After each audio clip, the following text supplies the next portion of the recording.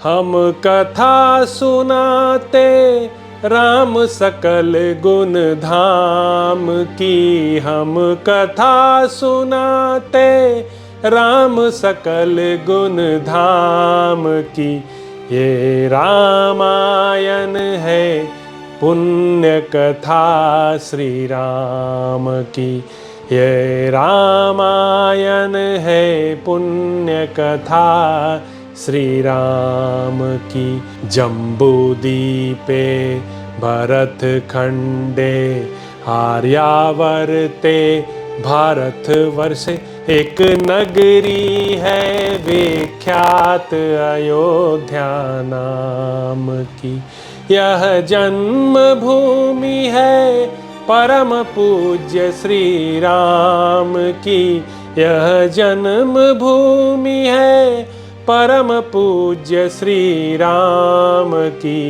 यह रामायण है पुण्य कथा श्री राम की। यह रामायण है पुण्य कथा श्री राम की। श्रीमद् वाल्मीकि रामायण। श्री सीतारामचंद्राभ्या नमः। श्रीमद् वाल्मीकि रामायण युद्धकांड। अंगद के द्वारा कंपन और प्रजंग का, द्विविद के द्वारा शोणिताक्ष का, मैंद के द्वारा यूपाक्ष का तथा सुग्रीव के द्वारा कुंभ का वध। जब वीरों का विनाश करने वाला वह घोर घमासान युद्ध चल रहा था, उस समय अंगद संग्राम के लिए उत्सुक होकर वीर कंपन का सामना करने के लिए आए। कंपन ने अंगद को क्रोधपूर्वक ललकार कर बड़े वेग से उन पर पहले गदा का प्रहार किया। इससे उन्हें बड़ी चोट पहुंची और वे कांपकर बेहोश हो गए। फिर चेत होने पर तेजस्वी वीर अंगद ने एक पर्वत का शिखर उठाकर उस राक्षस पर दे मारा। उस प्रहार से पीड़ित होकर कंपन पृथ्वी पर गिर पड़ा और उसके प्राण निकल गए। कंपन को युद्ध में मारा गया देख शोणिताक्ष ने रथ पर बैठकर तुरंत ही निर्भय होकर अंगद पर धावा किया। उसने शरीर को विदीर्ण करने में समर्थ और कालाग्नि के समान आकार वाले तीखे बाणों से बड़े वेग से अंगद को घायल कर दिया।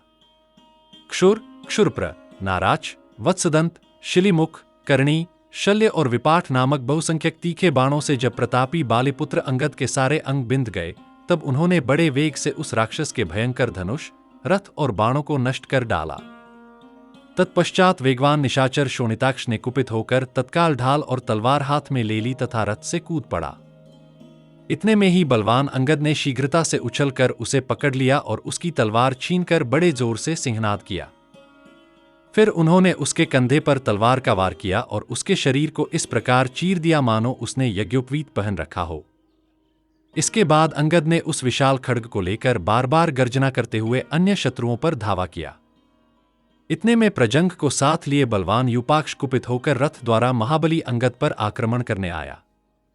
इसी बीच सोने के बाजूबंद पहने वीर शोणिताक्ष ने लोहे की गदा उठाई और अंगद का पीछा किया। यूपाक्ष के साथ महावीर प्रजंग भी गदा लेकर चढ़ आया। शोणिताक्ष और प्रजंग दोनों राक्षसों के बीच कपिश्रेष्ठ अंगद वैसे ही शोभित हो रहे थे जैसे दोनों विशाखा नक्षत्रों के बीच पूर्ण चंद्रमा। उस समय मैंद और द्विविद अंगद की रक्षा करने के लिए उनके निकट आकर खड़े हो गए और वे अपने अपने योग्य विपक्षी योद्धा की तलाश करने लगे।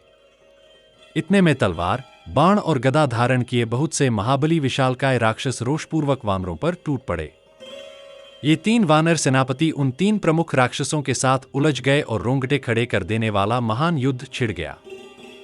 तीनों वानरों ने रणभूमि में वृक्ष ले लेकर राक्षसों पर प्रहार किया, परंतु महाबली प्रजंग ने अपनी तलवार से सब वृक्ष काट डाले। तत्पश्चात उन्होंने राक्षसों के रथ और घोड़ों पर वृक्ष तथा पर्वत शिखर चलाए, परंतु महाबली यूपाक्ष ने अपने बाणों से उन्हें टुकड़े टुकड़े कर दिया। मैंद और द्विविद के चलाए वृक्षों को बलशाली शोणिताक्ष ने गदा से बीच में ही तोड़ डाला। तत्पश्चात प्रजंग ने एक विशाल तलवार लेकर अंगद पर वेगपूर्वक आक्रमण किया। उसे निकट आता देख महाबली अंगद ने अश्वकर्ण नामक वृक्ष से प्रहार किया और उसकी तलवार पकड़े बाह पर घूंसा मारा। आघात से तलवार छूटकर पृथ्वी पर गिर पड़ी। तलवार छूटते ही प्रजंग ने अपना भयंकर मुक्का घुमाया और अंगद के ललाट पर प्रहार किया, जिससे अंगद को कुछ समय तक चक्कर आता रहा। फिर होश में आकर उन्होंने प्रजंग को ऐसा घूंसा मारा कि उसका सिर धड़ से अलग हो गया। अपने चाचा प्रजंग के मारे जाने पर युपाक्ष की आंखों में आंसू भर आए। बाण समाप्त हो जाने पर वह रथ से उतरकर तलवार हाथ में लेकर आया, परंतु द्विविद ने उसकी छाती में चोट की और उसे पकड़ लिया। भाई को पकड़ा गया देख शोणिताक्ष ने द्विविद की छाती पर गदा मारी। मार खाकर द्विविद विचलित हो उठा, किंतु उसने झपटकर शोणिताक्ष की गदा छीन ली। इसी बीच मैंद ने युपाक्ष की छाती पर प्रहार किया। वे दोनों राक्षस, शोणिताक्ष और युपाक्ष, मैंद और द्विविद के साथ तेजी से पटकापटकी करने लगे। द्विविद ने अपने नखों से शोणिताक्ष का मुंह नोच लिया और उसे पृथ्वी पर पटककर मार डाला। तत्पश्चात क्रोधित मैंद ने युपाक्ष को अपनी बाहों में दबाकर प्राणहीन कर दिया। इन प्रमुख वीरों के मारे जाने पर राक्षस सेना व्यथित हो उठी और भागकर कुंभकर्ण के पुत्र कुंभ के पास जा पहुंची। आती हुई सेना को कुंभ ने सांत्वना दी और दूसरी ओर विजयी वानर गर्जना करने लगे। राक्षस सेना के बड़े बड़े वीर मारे गए देख कुंभ ने युद्ध भूमि में धनुष उठाया और विषधर सर्प के समान बाणों की वर्षा करने लगा। उसका धनुष और बाण इंद्रधनुष के समान शोभायुक्त थे। उसने एक बाण से द्विविद को घायल कर दिया, जिससे वह व्याकुल होकर पृथ्वी पर गिर पड़ा। अपने भाई को गिरा देख मैंद ने एक बड़ी शिला उठाकर कुंभ पर चलाई, किंतु उसने 5 बाणों से उसे चूर चूर कर दिया। फिर एक और बाण से मैंद की छाती में गहरी चोट की, जिससे वह मूर्छित होकर गिर पड़ा। मैंद और द्विविद को घायल देख अंगद धनुष लेकर कुंभ पर टूट पड़े, परंतु कुंभ ने 5 बाणों से उन्हें घायल कर दिया। अंगद का शरीर बाणों से छलनी हो गया, किंतु वे डटे रहे और उन्होंने कुंभ पर वृक्षों और शिलाओं की वर्षा कर दी, किंतु कुंभ ने सब काट फाड़ डाले। फिर उसने 2 बाणों से अंगद की भौहों पर प्रहार किया, जिससे रक्त बहने लगा और आंखें बंद हो गईं। अंगद ने एक हाथ से रक्त पोंछा, दूसरे हाथ से एक साल वृक्ष उखाड़कर कुंभ पर दे मारा, किंतु उसने 7 बाणों से उसे भी टुकड़े टुकड़े कर दिया। घायल अंगद मूर्छित होकर गिर पड़े। उन्हें गिरा देख वानरों ने श्रीराम को सूचना दी। श्रीराम ने जांबवान आदि प्रमुख वानरों को युद्ध में भेजा। वे क्रोध से लाल आंखें किए वृक्ष और शिलाएं लेकर कुंभ पर टूट पड़े। जांबवान, सुषेण और वेगदर्शी ने भी धावा किया, परंतु कुंभ ने अपने बाणों से उन्हें उसी तरह रोक दिया जैसे पर्वत जल प्रवाह को रोक देता है। उसके बाणों के मार्ग में आने पर वे महामंस्वी वानरयूथपति आगे बढ़ना तो दूर, उसकी ओर आंख उठाकर देख भी नहीं पाते थे, ठीक उसी प्रकार जैसे महासागर अपनी तटभूमि को लांघकर आगे नहीं जा सकता। वानर समूह को कुंभ की बाणवर्षा से पीड़ित देख वानरराज सुग्रीव ने अपने भतीजे अंगद को पीछे कर स्वयं ही रणभूमि में कुंभकर्ण कुमार पर धावा किया, जैसे पर्वत के शिखर पर विचरने वाले हाथी पर वेगवान सिंह आक्रमण करता है। महाकपि सुग्रीव अश्वकर्ण आदि बड़े बड़े वृक्ष और नाना प्रकार के अन्य वृक्ष उखाड़कर उस राक्षस पर फेंकने लगे। वृक्षों की वह वर्षा आकाश को ढक देती थी और उसे रोकना अत्यंत कठिन हो रहा था, किंतु कुंभ ने अपने तीखे बाणों से उन सब वृक्षों को काट डाला। लक्ष्य भेदने में निपुण, तीव्र और वेगशाली कुंभ के पैने बाणों से व्याप्त वे वृक्ष भयानक शतघ्नि जैसे प्रतीत हो रहे थे। वृक्ष वृष्टि को कुंभ द्वारा खंडित होते देख महाबली वानरराज सुग्रीव व्यथित नहीं हुए। वे उसके बाणों की चोट खाते सहते हुए सहसा उछलकर उसके रथ पर चढ़ गए और कुंभ के इंद्रधनुष के समान तेजस्वी धनुष को छीनकर उसके टुकड़े टुकड़े कर डाले। तत्पश्चात वे शीघ्र ही वहां से नीचे कूद पड़े। यह दुष्कर कार्य करने के बाद टूटे दांत वाले हाथी के समान कुंभ से कुपित होकर बोले, निकुंभ के बड़े भाई कुंभ, तुम्हारा पराक्रम और बाणों का वेग अद्भुत है। राक्षसों के प्रति विनय अथवा प्रवणता तथा प्रभाव या तो तुम में है या रावण में। तुम प्रहलाद, बलि, इंद्र, कुबेर और वरुण के समान हो। केवल तुमने ही अपने अत्यंत बलशाली पिता का अनुसरण किया है। जैसे जितेंद्रिय पुरुष को मानसिक व्यथाएं अभिभूत नहीं करती, वैसे ही शत्रुओं का दमन करने वाले शूलधारी तुझ महाबाहु को देवता लोग युद्ध में परास्त नहीं कर सकते। महामते, अब पराक्रम प्रकट करो और मेरा बल भी देखो। तुम्हारा पितृव्य रावण केवल वरदान के प्रभाव से देवताओं और दानवों का वेग सहन करता है। तुम्हारे पिता कुंभकर्ण ने अपने बल और पराक्रम से देवताओं और असुरों का सामना किया था। तुम धनुर्विद्या में इंद्रजित के समान और प्रताप में रावण के तुल्य हो। राक्षसों की दुनिया में बल और पराक्रम की दृष्टि से अब केवल तुम ही श्रेष्ठ हो। आज सब प्राणी रणभूमि में इंद्र और शंबरासुर के समान मेरे साथ तुम्हारा अद्भुत महायुद्ध देखेंगे। तुमने अद्वितीय पराक्रम किया है, अपना अस्त्र कौशल दिखा दिया है, और तुम्हारे साथ युद्ध करके अनेक पराक्रमी वानर वीर धराशायी हो गए।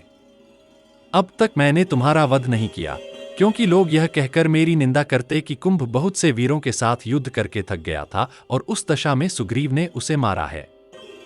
अतः अब तुम विश्राम कर लो, फिर मेरा बल देखो। सुग्रीव के इन अपमानयुक्त वचनों से सम्मानित होकर, जैसे घी की आहुति पाकर अग्नि का तेज बढ़ता है, वैसे ही कुंभ का तेज बढ़ गया। फिर उसने सुग्रीव को अपनी दोनों भुजाओं से पकड़ लिया। तत्पश्चात वे दोनों वीर मदमत्त गजराजों की भांति बार बार लंबी सांस खींचते हुए एक दूसरे से गुंथ गए। दोनों एक दूसरे को रगड़ने लगे और उनके मुख से परिश्रम के कारण धूमयुक्त अग्निज्वालाएं निकलने लगीं। उनके पैरों के आघात से धरती नीचे धंसने लगी और समुद्र में ज्वार सा आ गया। इतने में सुग्रीव ने कुंभ को उठाकर बड़े वेग से समुद्र के जल में फेंक दिया। उसमें गिरते ही कुंभ को समुद्र का निचला तल देखना पड़ा। कुंभ के गिरने से भारी जलराशि ऊपर उठी, जो विंध्य और मंदराचल के समान जान पड़ी और सब ओर फैल गई। इसके बाद कुंभ पुनः उछलकर बाहर आया और क्रोधपूर्वक सुग्रीव को पटककर उनकी छाती पर वज्र के समान मुक्का मारा। इससे वानरराज का कवच टूट गया और छाती से रक्त बहने लगा। उसका प्रहार इतना तीव्र था कि मानो मेरु पर्वत पर वज्र के आघात से आग प्रकट हो गई हो। कुंभ के इस प्रहार से आहत होकर भी वानरराज सुग्रीव ने अपना वज्रतुल्य मुक्का संभाला और उसकी छाती में बलपूर्वक आघात किया। उस प्रहार का तेज सहस्रों किरणों से प्रकाशित सूर्यमंडल के समान था। उस प्रहार से कुंभ व्याकुल होकर बुझी हुई आग की तरह गिर पड़ा। मुक्के की मार से उसका वक्ष स्थल चूर चूर हो गया और वह आकाश से गिरने वाले मंगल ग्रह के समान धराशायी हो गया। कुंभ के गिरने पर उसका रूप रुद्र से अभिभूत सूर्य के समान जान पड़ा। सुग्रीव के हाथों युद्ध में उस निशाचर के मारे जाने पर पर्वत और वनों सहित पृथ्वी कांप उठी और राक्षसों के हृदय में अत्यंत भय समा गया। हनुमान के द्वारा निकुंभ का वध। सुग्रीव द्वारा अपने भाई कुंभ के मारे जाने पर निकुंभ ने वानरराज की ओर इस प्रकार देखा, मानो उन्हें अपने क्रोध से भस्म कर देगा। उस धीरवीर ने महेंद्र पर्वत के शिखर जैसा सुंदर और विशाल परिघ हाथ में लिया, जो फूलों की लड़ियों से अलंकृत था और जिसमें 5-5 अंगुल चौड़े लोहे के पत्र जड़े थे।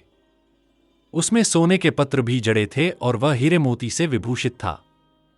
वह यमदंड के समान भयंकर और राक्षसों के भय का नाश करने वाला था। उस इंद्रध्वज के समान तेजस्वी परिघ को घुमाता हुआ महातेजस्वी, भयानक और पराक्रमी राक्षस निकुंभ मुंह फैलाकर गर्जना करने लगा।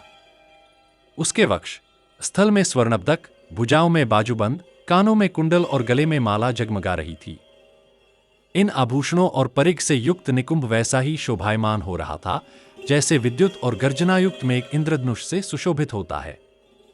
महाकाय राक्षस के परिघ के अग्रभाग से टकराकर 7 महावायु विखंडित हो गए और वह परिघ धूम्रहित अग्नि की भांति प्रज्वलित हो उठा। निकुंभ के परिघ घुमाने से आकाशमंडल मानो घूमता प्रतीत हुआ। परिघ और आभूषण ही जिसकी प्रभा थे, क्रोध ही जिसका ईंधन था, वह निकुंभ प्रलयकाल की आग के समान भयानक हो गया। उस समय राक्षस और वानर भय से स्थिर हो गए। केवल महाबली हनुमान अपनी छाती खोलकर उसके सामने खड़े हो गए। निकुंभ की भुजाएं परिघ जैसी थीं।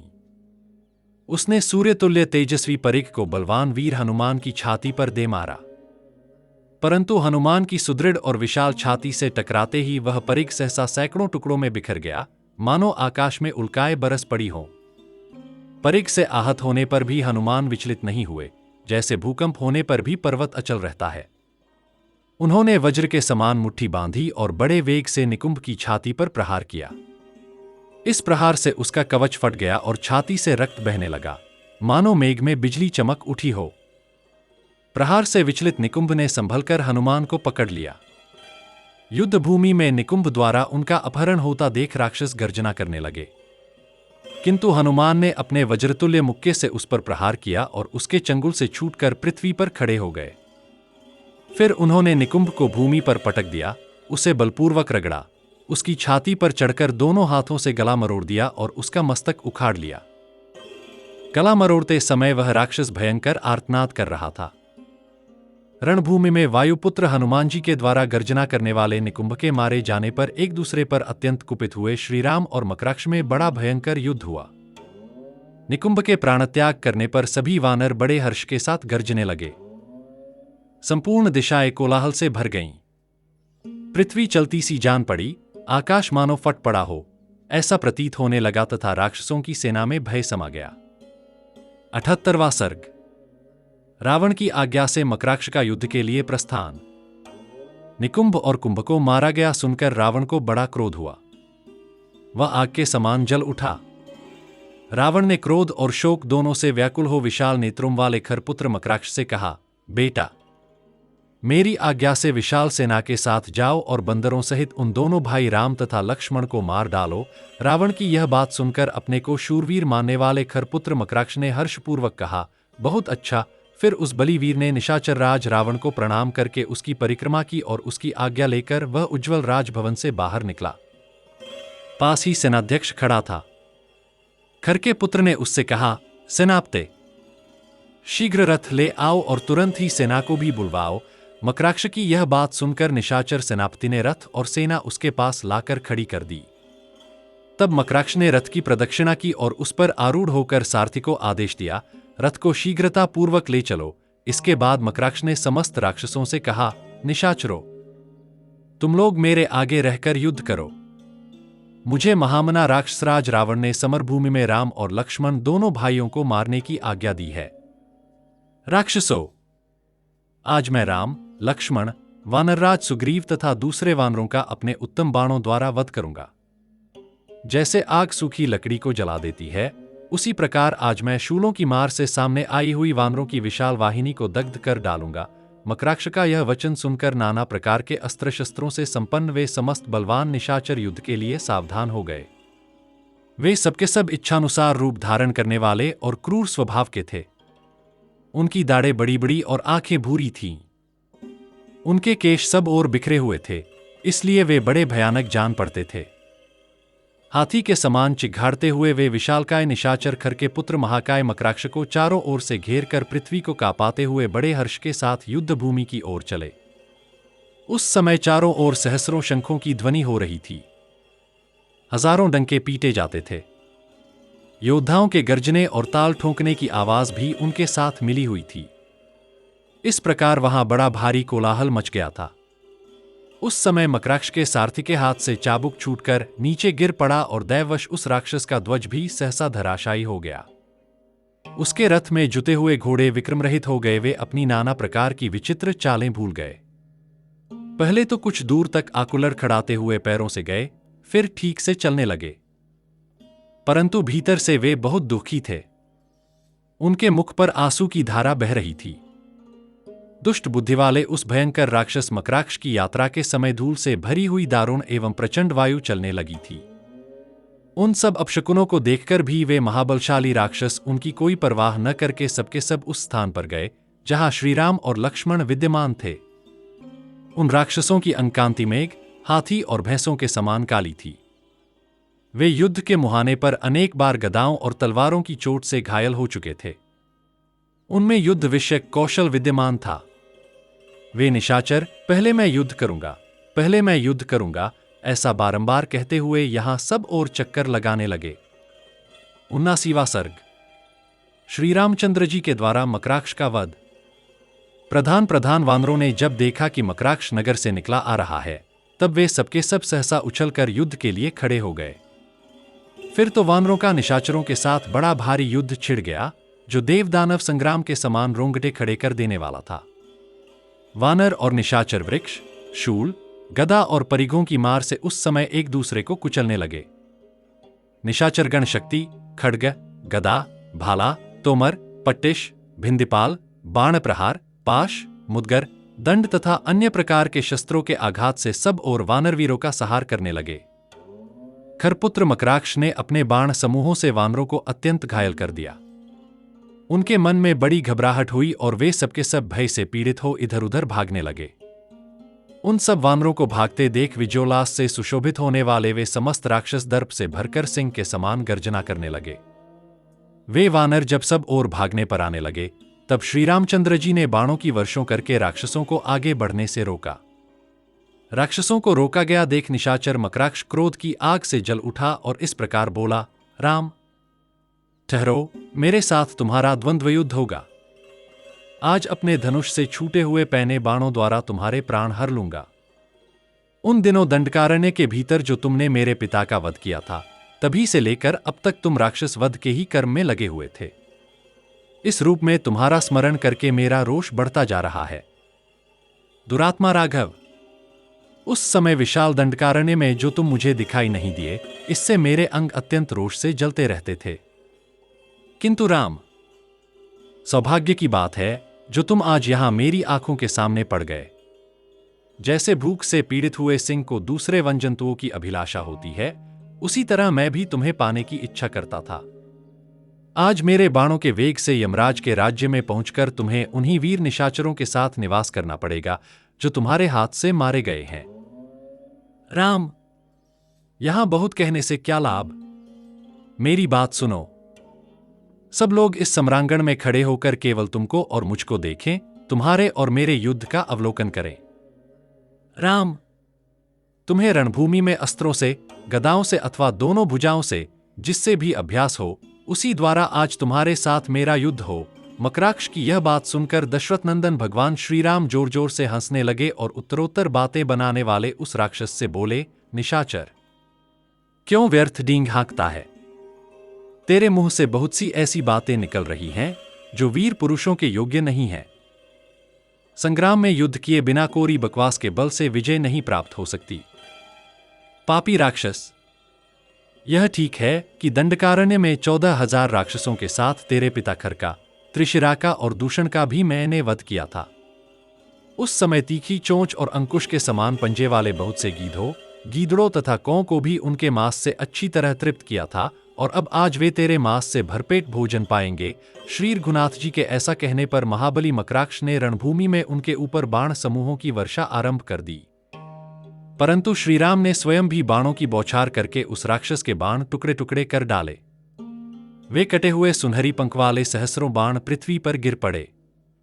दशरथ नंदन भगवान श्रीराम और राक्षस खर के पुत्र मकराक्ष, इन दोनों में एक दूसरे के निकट आकर बलपूर्वक युद्ध होने लगा। उन दोनों की प्रत्यंचा और हथेली की रगड़ से धनुष द्वारा जो टंकार शब्द प्रकट होता था, यह उस सम्रांगण में परस्पर मिलकर उसी तरह सुनाई देता था जैसे आकाश में दो मेघों की गर्जना की आवाज हो रही हो। देवता, दानव, गंधर्व, किन्नर और बड़े बड़े नाग, ये सब के सब उस अद्भुत युद्ध को देखने के लिए अंतरिक्ष में आकर खड़े हो गए। दोनों के शरीर बाणों से बंधे हुए थे, फिर भी उनका बल दुगुना बढ़ता जाता था। वे दोनों संग्राम भूमि में एक दूसरे के अस्त्रों को काटते हुए लड़ रहे थे। श्री रामचंद्र जी के छोड़े हुए बाण समूहों को वह राक्षस रणभूमि में काट डालता था और राक्षस के चलाए हुए सायकों को श्री रामचंद्र जी अपने बाणों द्वारा टूक टूक कर डालते थे। संपूर्ण दिशा और दिशाएं बाण समूहों से आच्छादित हो गई थी तथा सारी पृथ्वी ढक गई थी। चारों ओर कुछ भी दिखाई नहीं देता था। तदंतर महाबाहु श्री रामचंद्र जी ने क्रोध में भरकर उस राक्षस के धनुष को युद्ध भूमि में काट दिया और 8 नाराजों द्वारा उसके सारथी को भी पीट दिया। फिर अनेक बाणों से रथ को छिन्न भिन्न करके श्रीराम ने घोड़ों को भी मार गिराया। रथहीन हो जाने पर निशाचर मकराक्ष भूमि पर खड़ा हो गया। पृथ्वी पर खड़े हुए उस राक्षस ने शूल हाथ में लिया, जो प्रलयकाल की अग्नि के समान दीप्तिमान तथा समस्त प्राणियों को भयभीत करने वाला था। वह परम दुर्लभ और महान शूल भगवान शंकर का दिया हुआ था, जो बहुत ही भयंकर था। वह दूसरे संहारास्त्र की भांति आकाश में प्रज्वलित हो उठा। उसे देखकर संपूर्ण देवता भय से पीड़ित हो सब दिशाओं में भाग गए। उस निशाचर ने प्रज्वलित होते हुए उस महान शूल को घुमाकर महात्मा श्री रघुनाथ जी के ऊपर क्रोधपूर्वक चलाया। खरपुत्र मकराक्ष के हाथ से छूटे हुए उस प्रज्वलित शूल को अपनी ओर आते देख श्री रामचंद्र जी ने 4 बाण मारकर आकाश में ही उसको काट डाला। दिव्य सुवर्ण से विभूषित वह शूल श्रीराम के बाणों से खंडित हो अनेक टुकड़ों में बंट गया और बड़ी भारी उल्का के समान भूतल पर बिखर गया।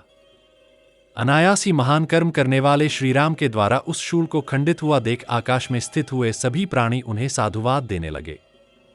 उस शूल के टुकड़े टुकड़े हुए देख निशाचर मकराक्ष ने घूसा तानकर श्री रामचंद्र जी से कहा, अरे खड़ा रह, खड़ा रह।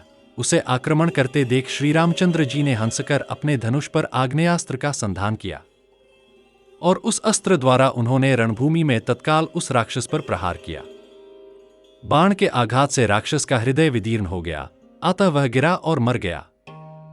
मकराक्ष का धराशायी होना देख वे सब राक्षस श्री रामचंद्र जी के बाणों के भय से व्याकुल हो लंका में ही भाग गए।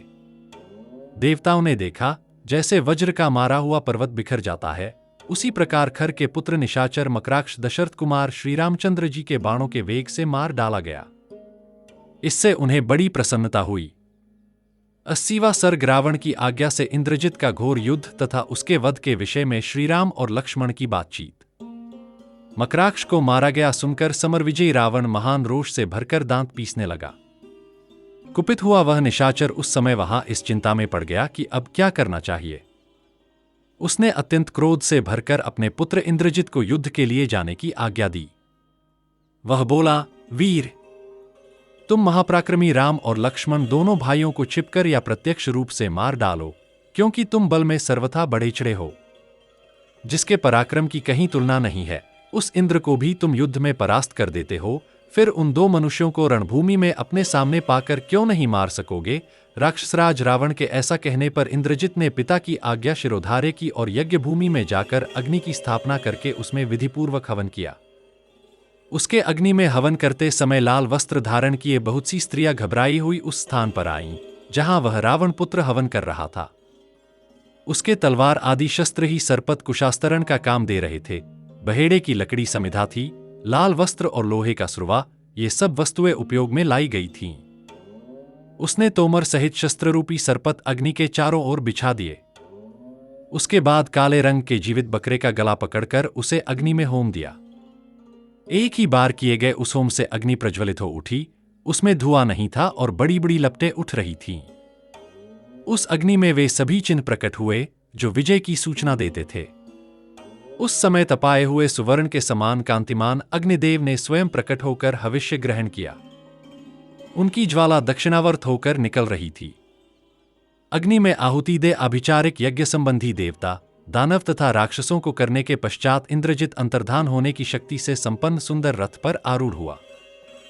4 घोड़ों, पैने बाणों तथा अपने भीतर रखे हुए विशाल धनुष से युक्त वह उत्तम रथ बड़ी शोभा पा रहा था। उसके सब सामान सोने के बने हुए थे, अतः वह रथ अपने स्वरूप से प्रज्वलित सा जान पड़ता था। उसमें मृग, अर्धचंद्र और पूर्णचंद्र अंकित किए गए थे, जिनसे उसकी सजावट आकर्षक दिखाई देती थी। इंद्रजित का ध्वज प्रज्वलित अग्नि के समान दीप्तिमान था। उसमें सोने के बड़े बड़े कड़े पहनाए गए थे और उसे नीलम से अलंकृत किया गया था। उस सूर्यतुल्य तेजस्वी रथ और ब्रह्मास्त्र से सुरक्षित हुआ वह महाबली रावण कुमार इंद्रजित दूसरों के लिए दुर्जय हो गया था।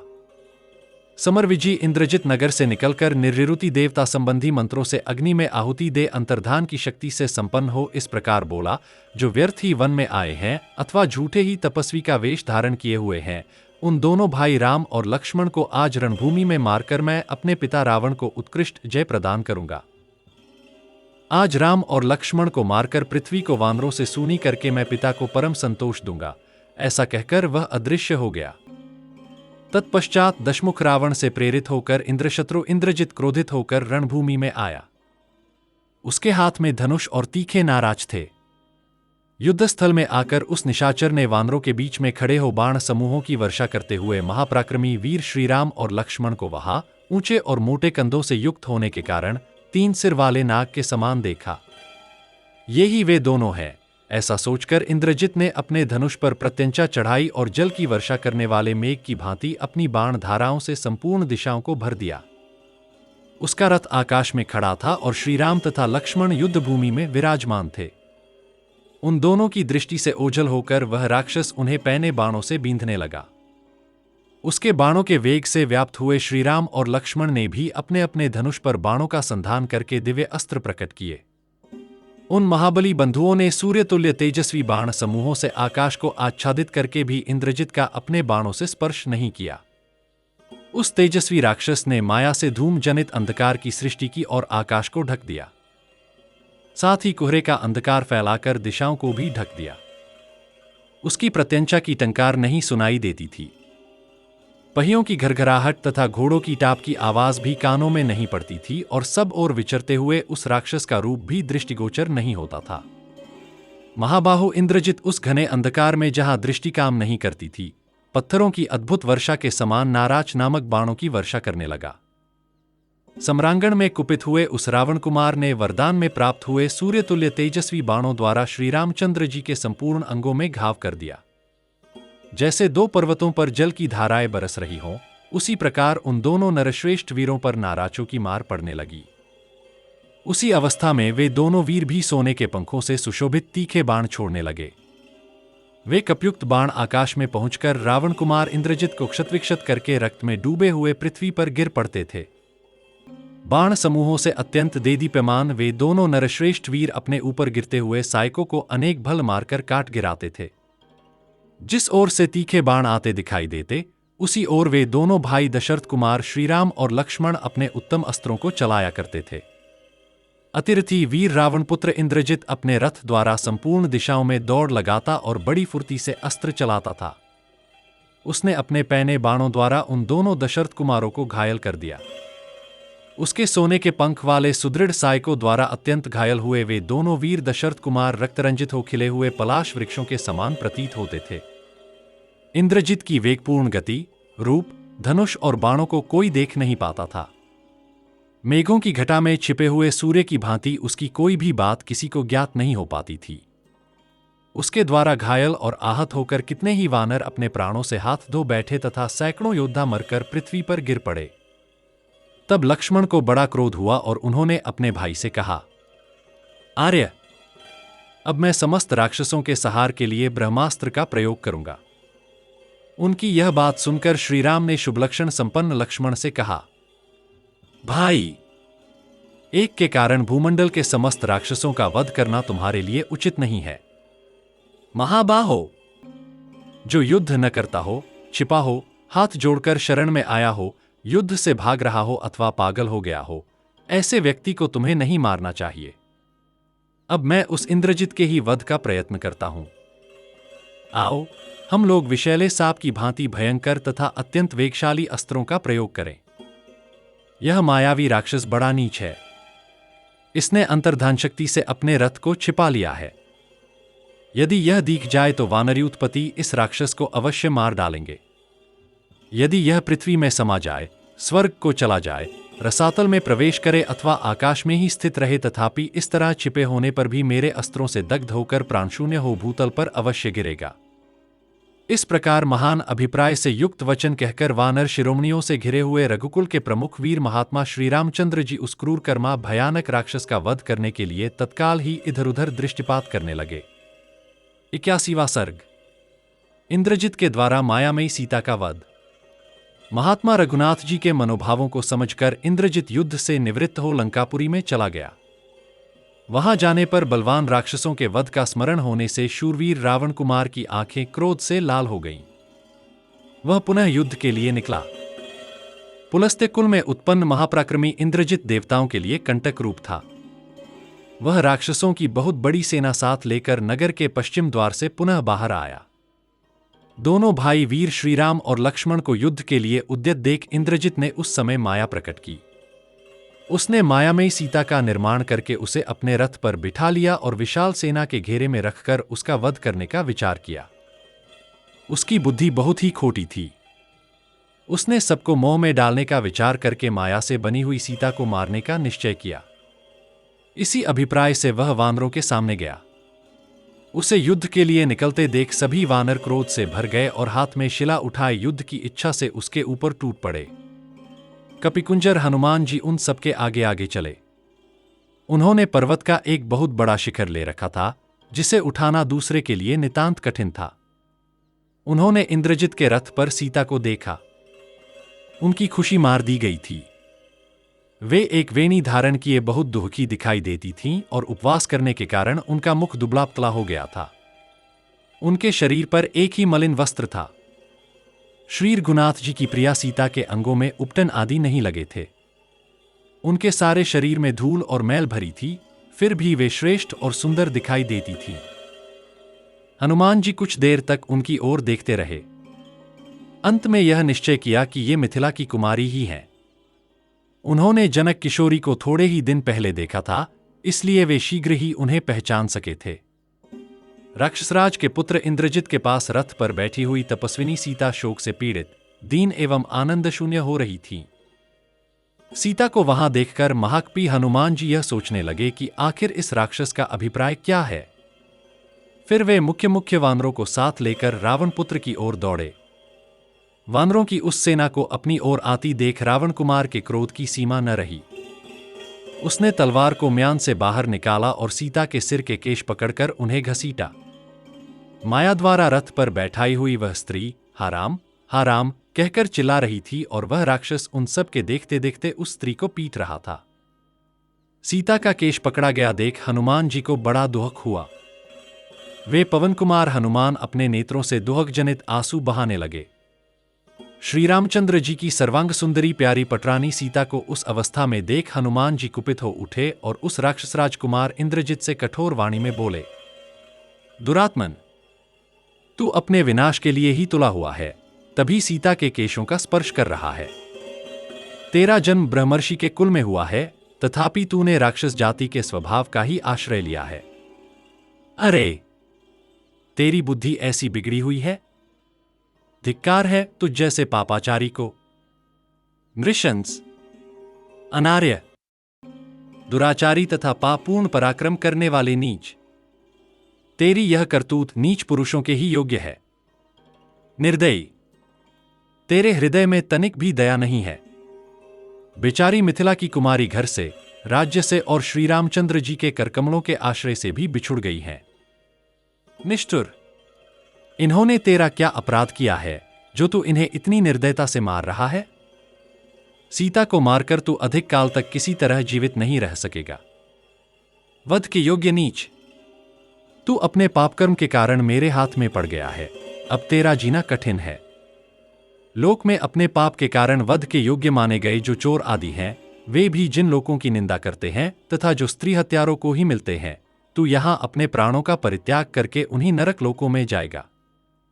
ऐसी बातें कहते हुए हनुमान जी अत्यंत कुपित हो शिला आदि आयुध धारण करने वाले वानर वीरों के साथ राक्षस राजकुमार पर टूट पड़े। वानरों की उस महापराक्रमी सैन्य समुदाय को आक्रमण करते देख इंद्रजित ने भयानक क्रोध वाले राक्षसों की सेना द्वारा उसे आगे बढ़ने से रोका। फिर सहस्रों बाणों द्वारा उस वानर वाहिनी में हलचल मचाकर इंद्रजित ने कपिश्रेष्ठ हनुमान जी से कहा, वानर, सुग्रीव, राम और तुम सब लोग जिसके लिए यहां तक आए हो, उस विदेह कुमारी सीता को मैं अभी तुम्हारे देखते देखते मार डालूंगा। इसे मारकर मैं क्रमशः राम लक्ष्मण का, तुम्हारा, सुग्रीव का तथा उस अनार्य विभीषण का भी वध कर डालूंगा।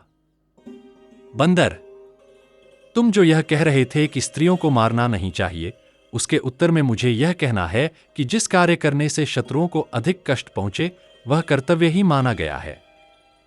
हनुमान जी से ऐसा कहकर इंद्रजित ने स्वयं तेज धार वाली तलवार से उस रोती हुई मायामयी सीता पर घातक प्रहार किया।